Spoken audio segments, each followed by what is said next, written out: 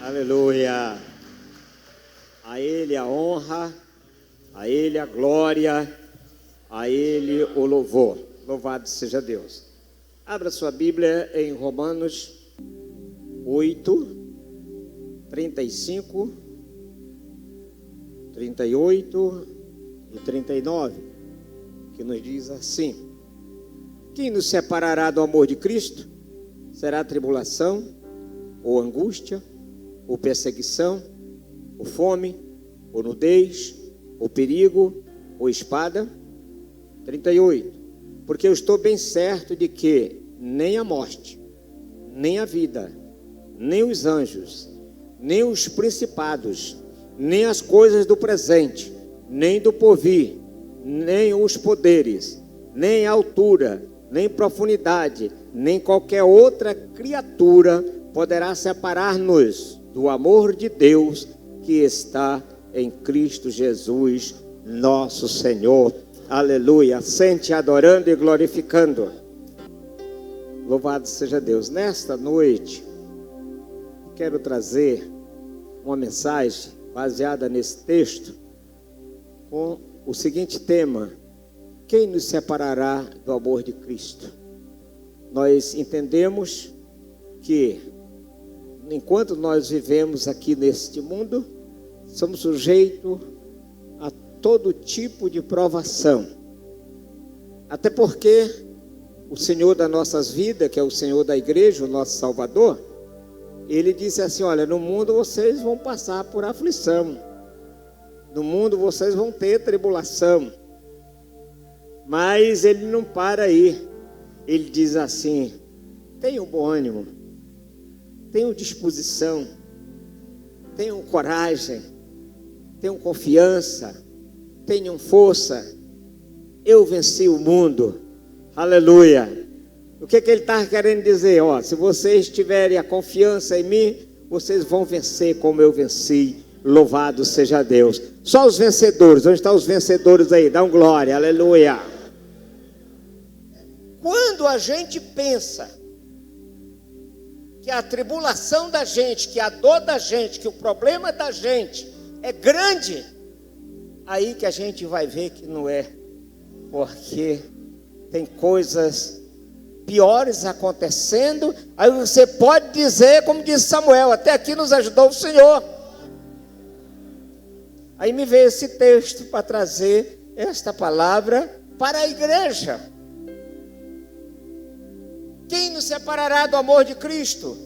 Será a tribulação? Será a angústia? Será a fome? Será a nudez? Será o perigo? Será a perseguição? O que eu acho lindo é quando ele encerra, quando ele diz assim: nada, ô glória, nada. Nada. Eu e você temos que ter essa consciência e falar para nós mesmos: nada pode nos separar do amor de Deus que está em Cristo Jesus, nosso Senhor.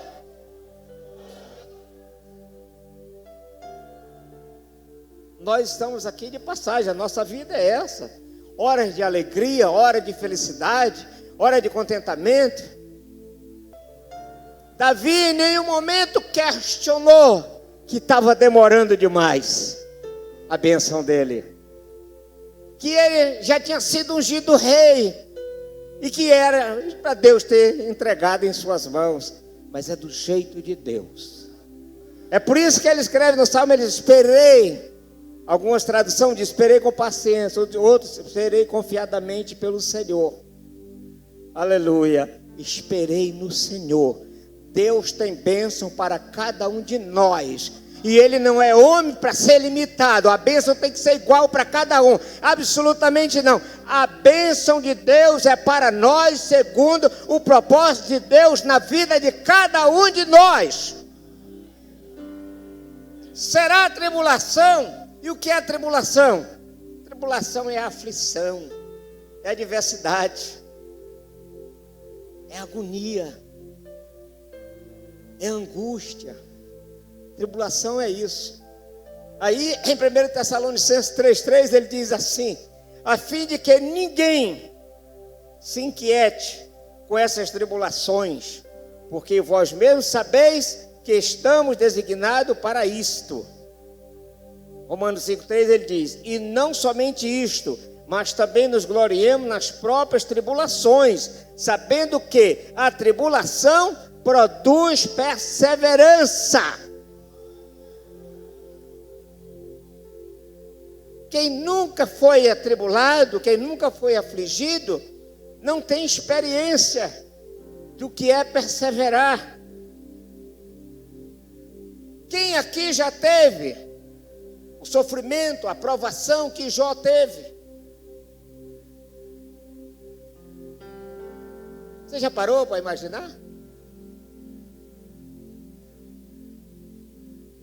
Lá está Jó, tranquilo, tudo em paz, tudo na melhor harmonia, e aí a coisa começa a desmoronar.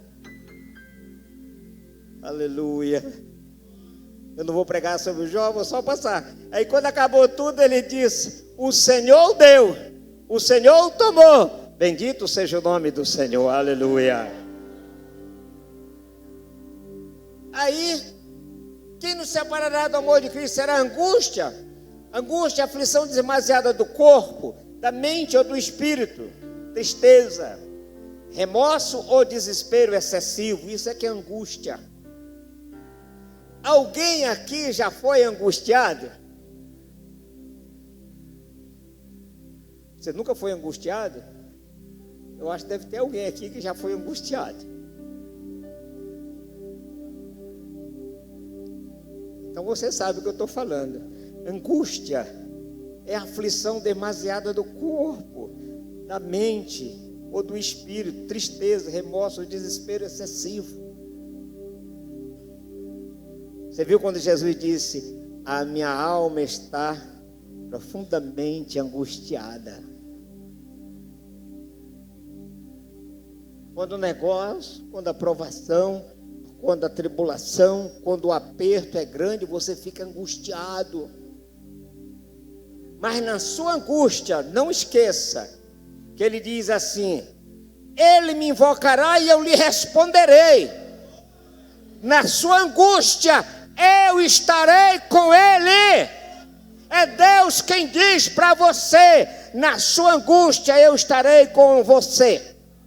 Na sua angústia eu estarei com ele. Se você está passando por aflição, por tribulação, por angústia, saiba, a Bíblia é a palavra de Deus e ela é fiel e verdadeira.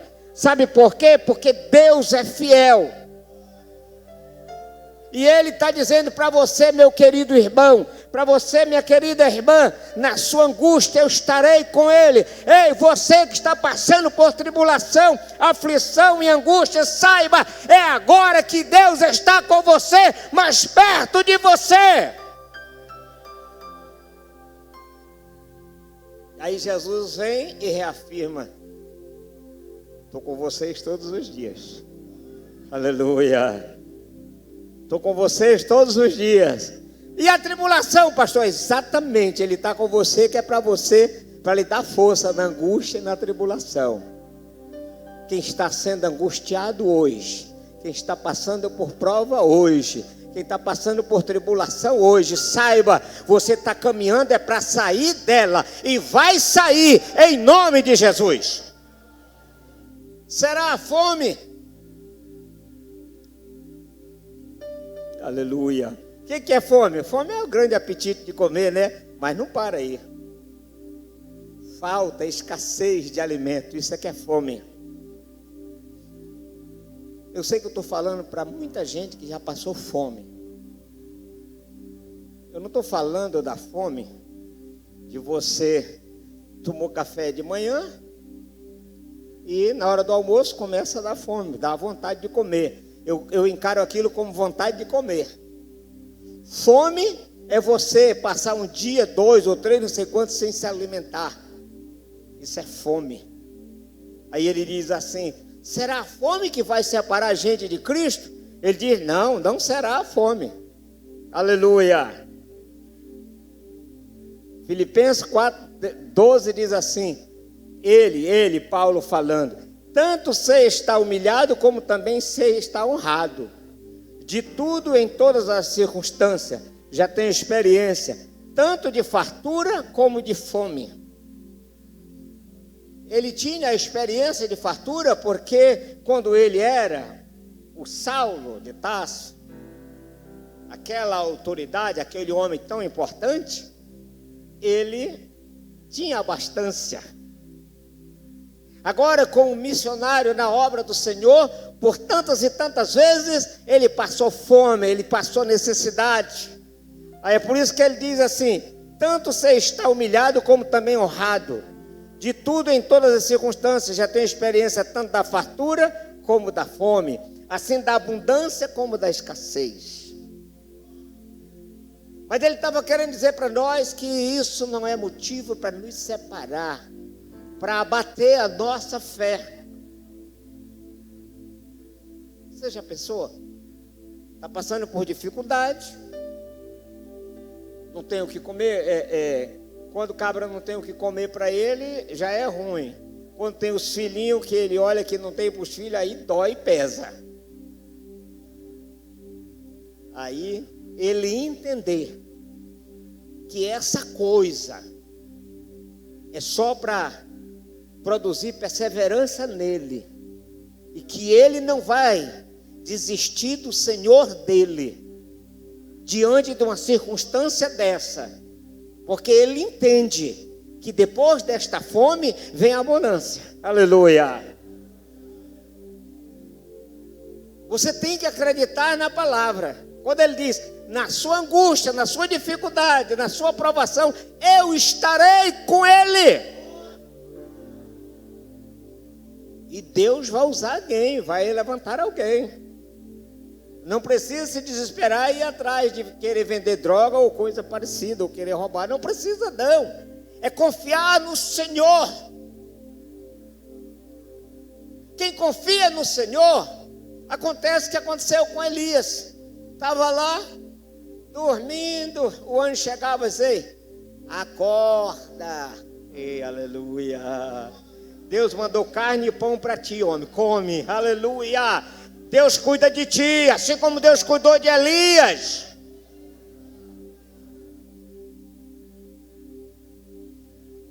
Até porque nós não podemos nos desesperar, e não é um dia de fome, ou uma semana sem alimentação adequada, que vai nos separar do amor de Deus que está em Cristo Jesus. Porque Jesus nos deu uma lição maravilhosa, que há momento que mesmo estando com fome, tem que esperar. Ih, pastor, mas que palavra é essa? É verdade. Satanás disse, olha, manda essas pedras transformar em pão. Você está pensando que Jesus não estava com fome? Estava sim. Não só de pão viverá o homem, mas de toda palavra que sai da boca de Deus, disso viverá o homem. É a palavra de Deus quem vai nos sustentar, quem vai nos manter de pé.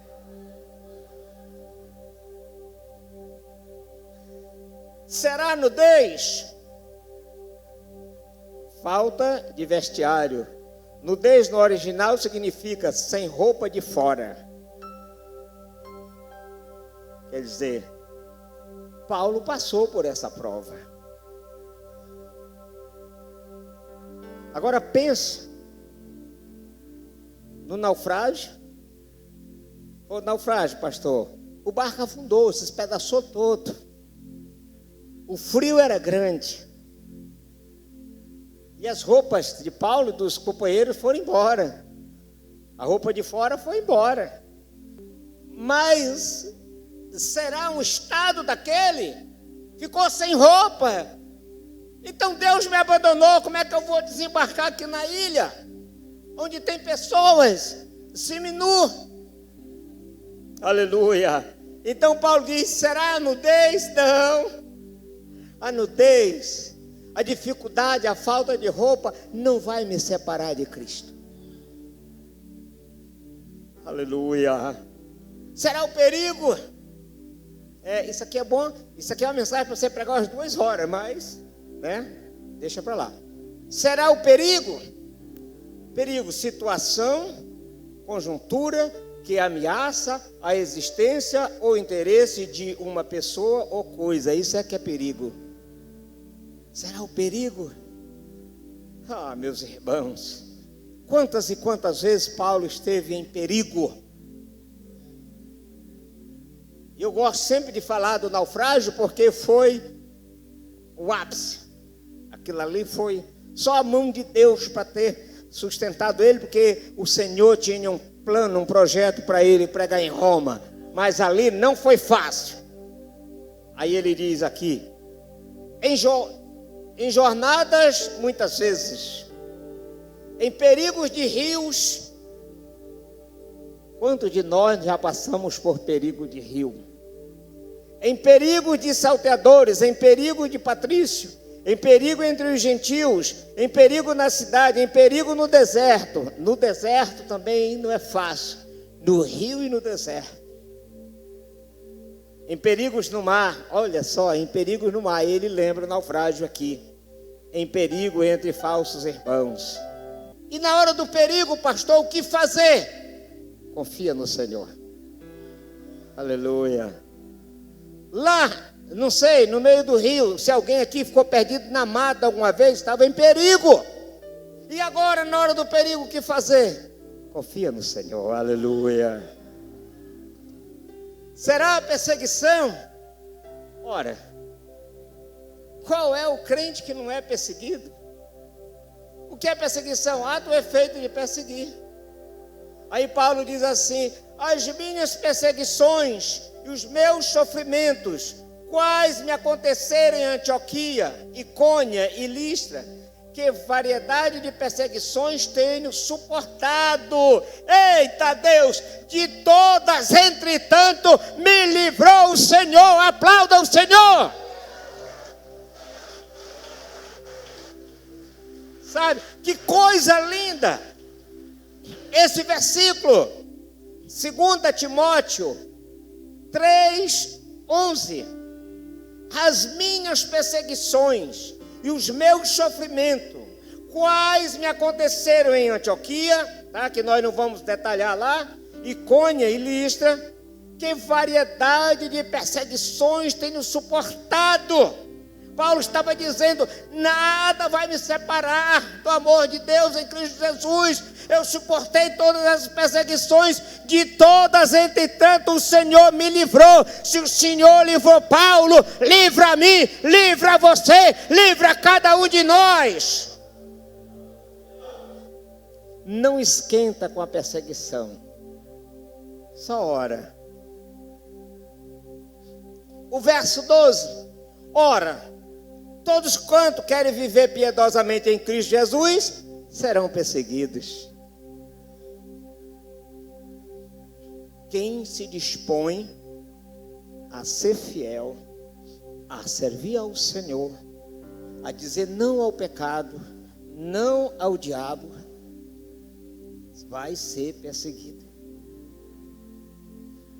Perseguições. Ora, todos quantos querem viver piedosamente em Cristo Jesus serão perseguidos. Geralmente o pastor e aqueles que se encontram em posição de destaque são perseguidos pelo que faz ou pelo que deixa de fazer. Mas perseguido pelo que deixa de fazer também. Aleluia. Aí eu selecionei aqui, eu acho que eu vou dar uma corridinha, mas vou ter que falar. Algumas das perseguições de Paulo, eu enumerei só 5. Se for juntar tudinho, eu saí, como diz, eu saí selecionando, sabe? Paulo teve que descer no cesto, como se fosse um criminoso fugitivo, perigoso, para escapar da fúria do governador que queria a sua cabeça. Perseguição por pregar a palavra. Está em 2 Coríntios 11, 32 e 33. Em Damasco, o governador preposto do rei Aretas montou guarda na cidade dos Damascenos para me prender. Mas, num grande cesto, me desceram por uma janela da muralha abaixo, e assim me livrei das suas mãos. Ele queria matar Paulo. Naquela época, quando se fechava uma cidade, que ninguém pode entrar, não pode sair, queria dizer que alguém ia morrer. Alguém ia ser executado. Fechou a cidade, não entra nem sai. Então, isso queria dizer que alguém que estava dentro da cidade ia morrer, ia ser executado. E Paulo chegou a essa condenação, a essa perseguição malvada, por teimar em pregar a palavra e afirmar que Jesus tinha ressuscitado, que Jesus era o Salvador, e falando sobre Jesus, sobre o poder de Jesus.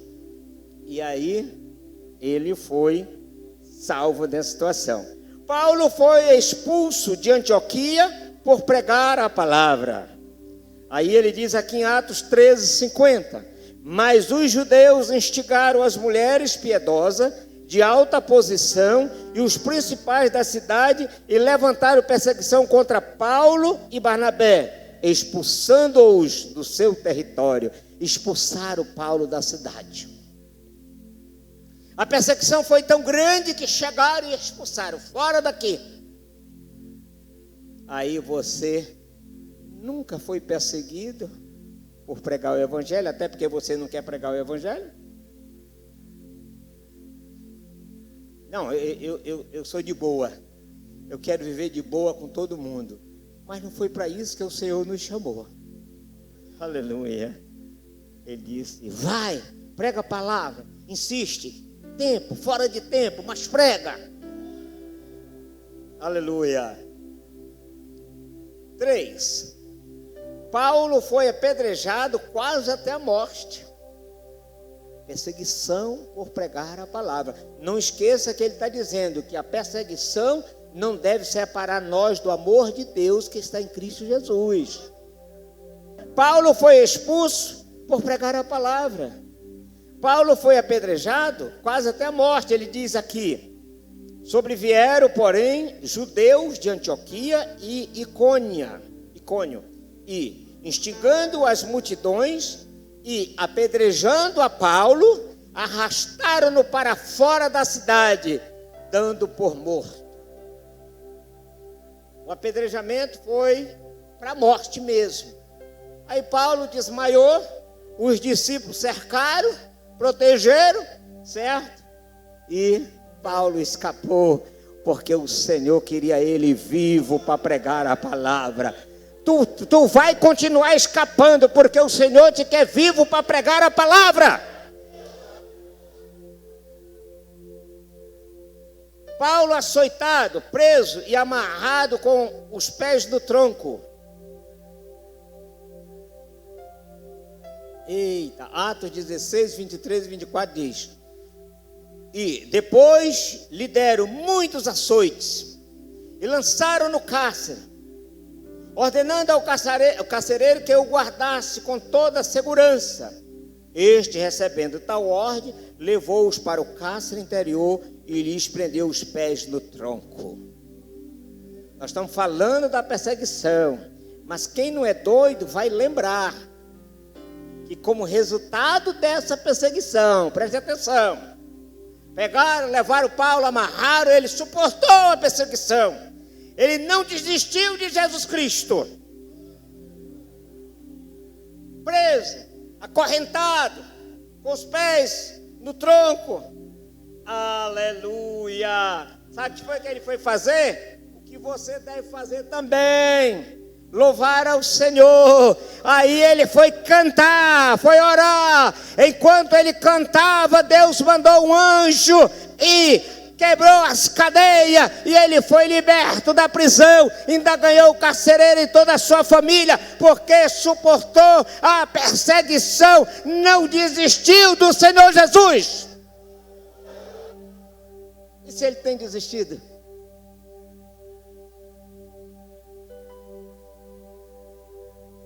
Paulo foi açoitado por várias vezes. Foi só uma não.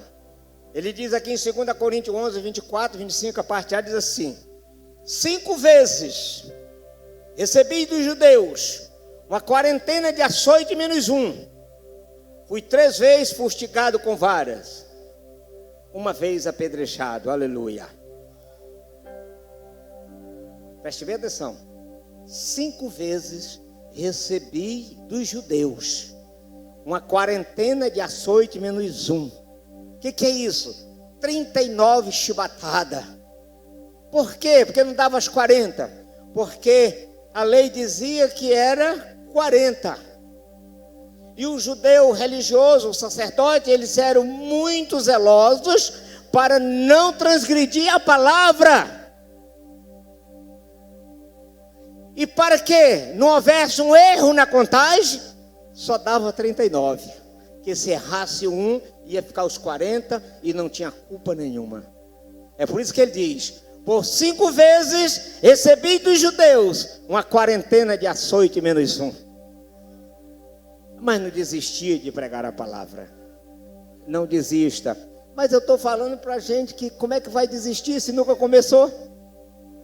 Então começa. Diante de tudo isso, Paulo se achava um vencedor. Não, deixa de brincadeira. O cara sofreu que só. Passou fome, passou sede, apanhou, foi preso, foi escoteado, teve situações adversas, cada uma pior do que a outra, ainda vem com esse papo aqui, ó. Diante de tudo isso, Paulo se achava um vencedor. Aleluia! Como não ser vencedor se você tem Jesus na sua vida? Como? Você é combatido ou combatida, mas não é vencido nem vencida. Porque Cristo vence por nós. E com Cristo nós sempre seremos vencedores. O que diz a palavra Romanos 8,37? Aí Paulo diz assim, depois que ele faz todo esse relato, ele diz assim: em todas estas coisas, porém, somos mais que vencedores por meio daquele que nos amou. Glorifica! Ei, peraí, deixa de brincadeira. O camarada relata todo esse sofrimento, todas essas coisas ruins que ele passou. Aí vem dizer que em todas essas coisas ele é mais que vencedor. Por que ele diz que é mais que vencedor? Porque o Senhor sempre esteve com ele. Nas chicotadas que ele levou, não morreu. No naufrágio ele não morreu. Na fome ele não morreu. No frio ele não morreu. Na perseguição ele não morreu. Quantas vezes quiseram matar ele, ele não morreu. Aleluia. Foi apedrejado, era para ter morrido, não morreu. Aí, ele tem ou não tem razão de dizer? Em todas essas coisas, agora é para você. Irmão e irmã, é para você. E quem sabe até ainda agora estava churumingando a situação da sua vida, as provações, as dificuldades que você tem passado. Está vivo, aleluia. Está vivo, está viva. E eu ainda vou me atrever. Está de buchinho cheio. Não, pastor, estou de buchinho cheio não, só vou comer quando chegar lá. Mas tem quando chegar lá para comer. Aleluia. Estão entendendo? Glória a Deus, aleluia. Aí, e Paulo encerra sua vida ministerial com a seguinte declaração. Olha só. Primeiro ele vem dizer que é um vencedor. Aí ele vem aqui em 2 Timóteo 4, 7, 8, dizendo assim: combati o bom combate. Eita Deus, fica de pé, igreja. Ele, olha só, que cara crente, rapaz. Aí, irmão Soares, ele diz assim: combati o bom combate, oh glória. Como quem diz, fiz tudo direitinho. Completei a carreira, não deixei pela metade. Aleluia, guardei a fé. Oh, aleluia, glória a Deus. Guardou a fé porque tudo ele fez por fé. E a Bíblia diz que sem fé é impossível agradar a Deus. Se alguém quer agradar a Deus, tenha fé, porque é necessário que aquele que se aproxima de Deus creia que Ele existe e que Ele tem poder para lhe abençoar, para lhe gadolar, para lhe livrar, para lhe dar vitória, para tudo. Aí olha só, depois dessa declaração linda aí, combati o bom combate, aleluia, completei a carreira. É só você pegar a sequência, está indo numa ordem muito certa, muito correta, muito verdadeira. Combati o bom combate, não fui frouxo, não fui covarde, não fui mole, completei a carreira, não deixei nada pela metade. Aleluia, oh aleluia, guardei a fé. Quer dizer, diante de tudo que eu passei, a minha fé não acabou, está firme. Continua firme na fé, meu irmão e minha irmã. Guardei a fé. Aí o verso 8, aí ele vai para o abraço. Já agora, a coroa da justiça me está guardada. Eita Deus, o qual o Senhor, reto juízo me dará naquele dia. E não somente a mim, mas também a todos quanto amam a sua vinda. A coroa de justiça do Senhor é para todos aqueles que aguardam a sua vinda.